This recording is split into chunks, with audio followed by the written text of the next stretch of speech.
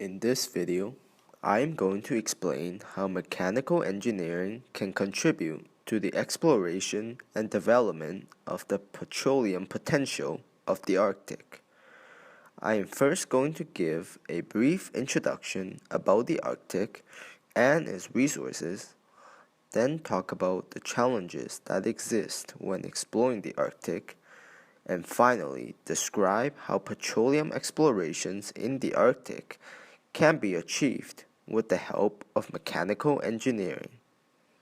To start off, the Arctic is a polar region that is located at the northernmost part of the Earth, consisting of the Arctic Ocean and parts of United States, Canada, Finland, Greenland, Iceland, Norway, Russia, and Sweden.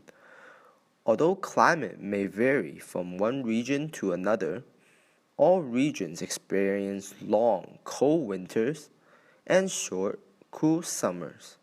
Despite its extreme weather, the Arctic region has drawn attention since ancient times. The indigenous Inuit people of Alaska had long known about oil seeps on the Arctic coastal plain.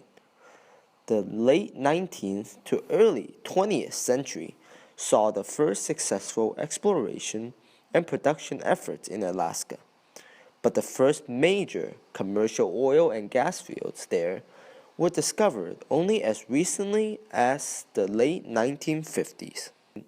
On March 12, 1968, Arco and Standard Oil Company of New Jersey drilled a well that tapped North America's largest oil field and the 18th largest in the world, the Prudhoe Bay field on Alaska's North Slope.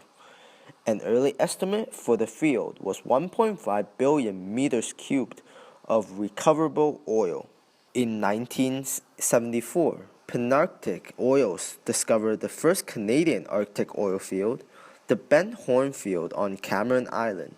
Although relatively small, this is the only Canadian Arctic oil field that has been commercially produced.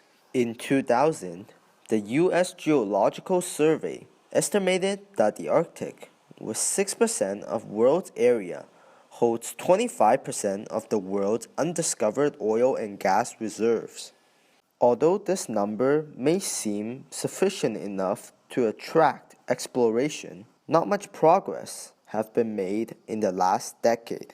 This is due to several reasons. First of all, to work in the Arctic, companies must budget additional expenses for everything from warm-wear clothing and non-freezing fuels and oils to specially designed equipment and vehicles, which can be costly. Secondly, it is extremely difficult for the conventional trucks to operate in the extreme fragility of the Arctic environment.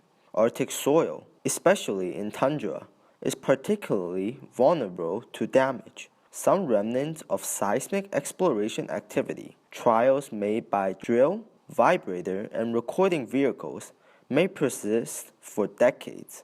When making a turn, conventional tracked vehicles lock one track while keeping the other moving.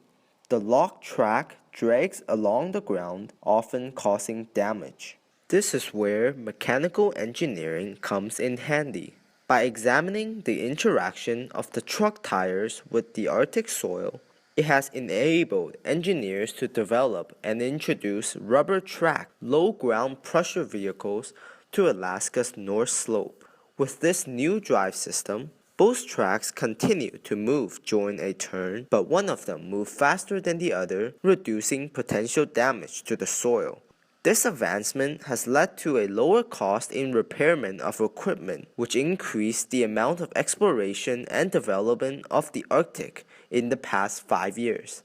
To sum it all up, I've discussed today about the petroleum potential in the Arctic and some of the challenges that arise when working in the harsh Arctic weather.